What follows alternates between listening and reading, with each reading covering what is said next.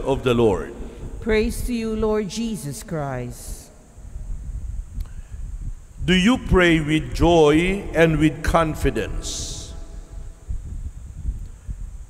The Jews were noted for their devotion to prayer.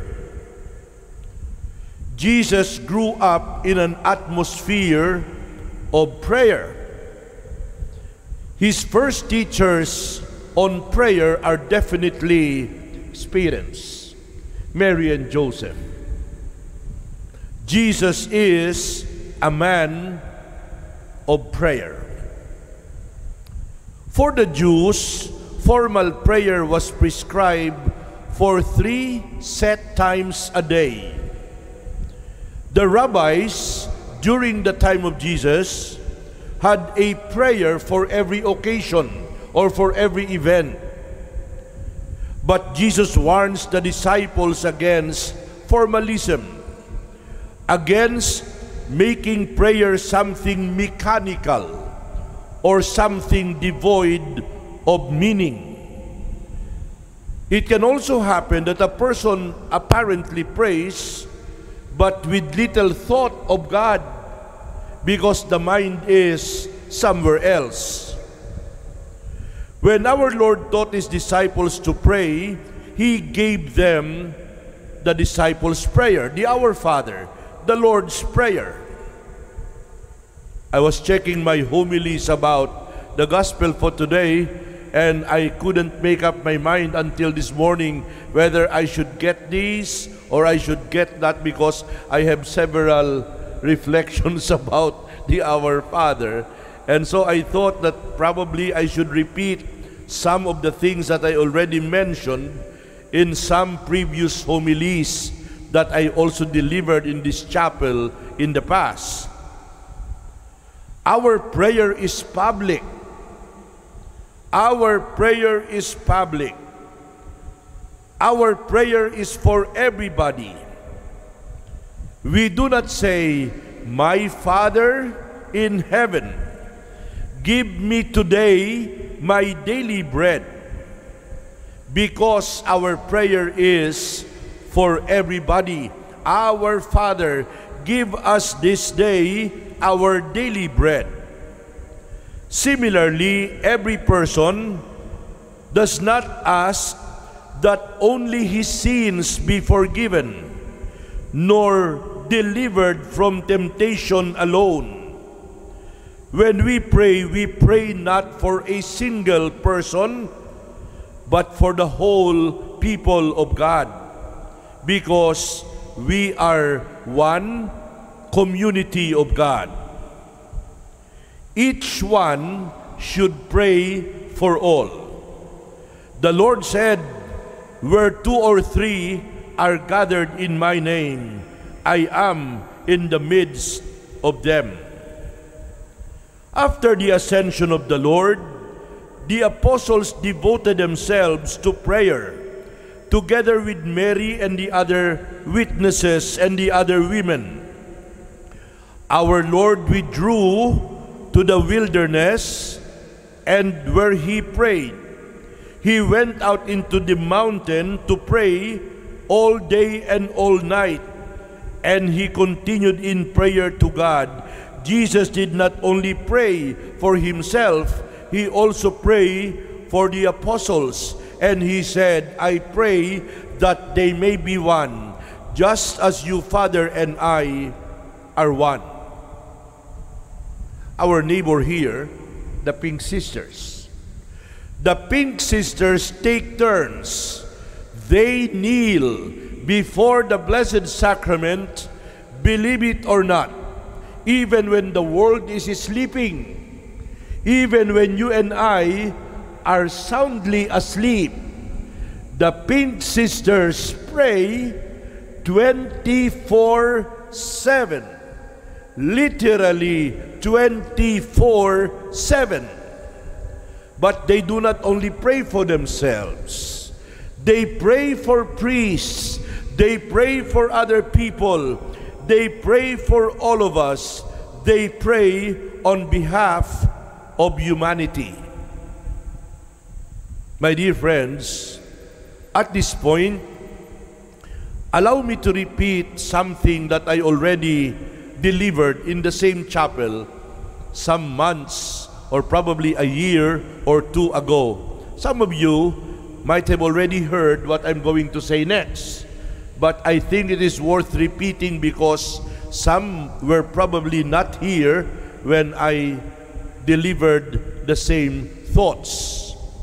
I am referring to the order or to the structure of the Our Father. Let us take a quick look at the structure or order of the petitions in the Our Father.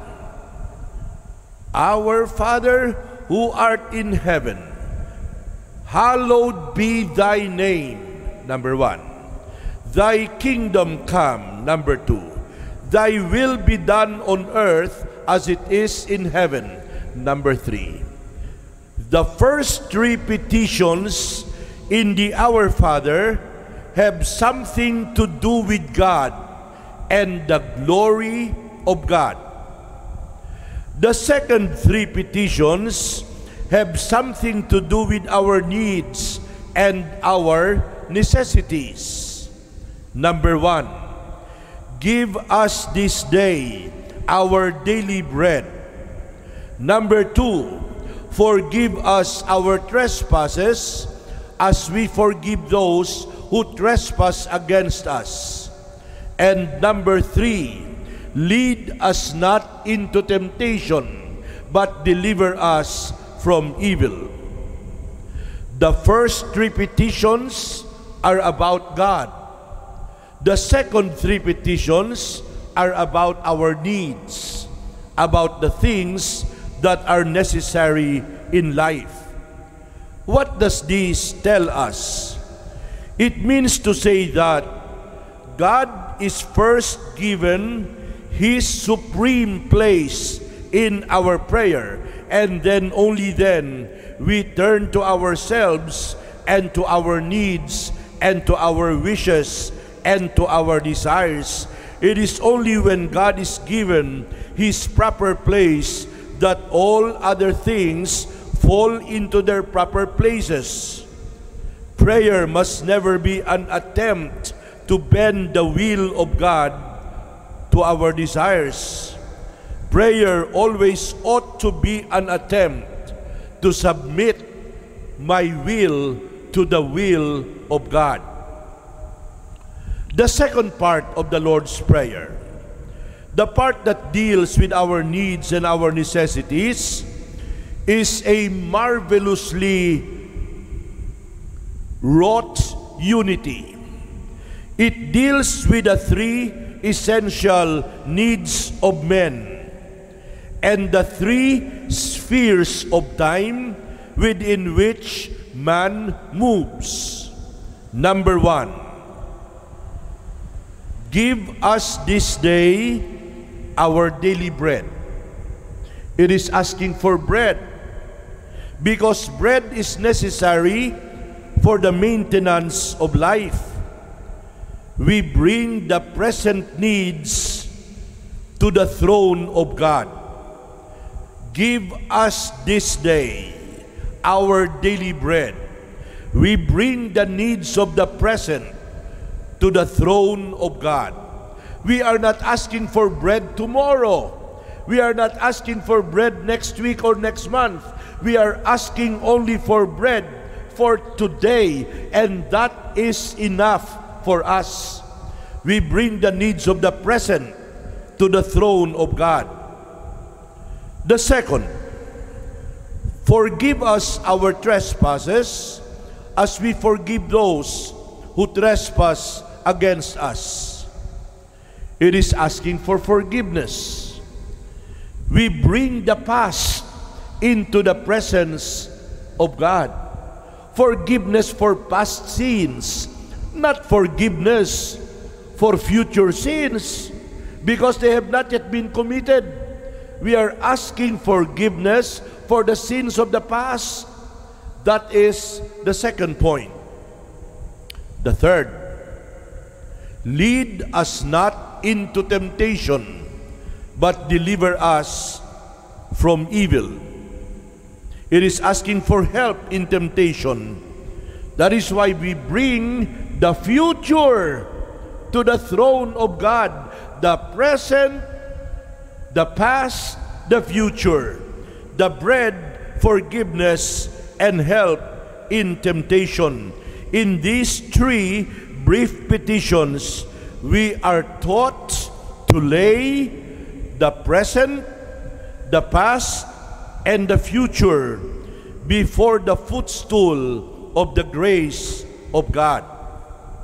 But not only is this a prayer that brings the whole of life into the presence of God, it is also a prayer that brings the whole of God in the whole of our lives. When we ask for bread to sustain our life, that prayer is directed to God the Father, because God the Father is the Creator. God the Father is the sustainer of all life. When we ask for forgiveness for our past sins, that prayer is directed to God the Son, because Jesus Christ is our Savior and our Redeemer. When we ask for help for future temptation, that request is directed to God the Holy Spirit, because the Holy Spirit is the comforter, the strengthener, the illuminator, the guide, and the guardian of our way. It's already 5 to 7. I'm looking at the clock in front of me. I'm aware of the time. I'm ending now. Malapit na po. 3 pages na lang. Hello? 3 pages. Joke lang. My dear friends, in the most amazing way, the short second part of the Lord's Prayer takes the present, the past, and the future, the whole of man's life, and presents them to God the Father, God the Son, and God the Holy Spirit, to God in all His fullness. That is why, may I conclude, in the Lord's Prayer, our Lord Jesus teaches us to bring the whole of our life to the whole of God, and to bring the whole of God to the whole of our life. Beautiful prayer. It is the loveliest of prayer.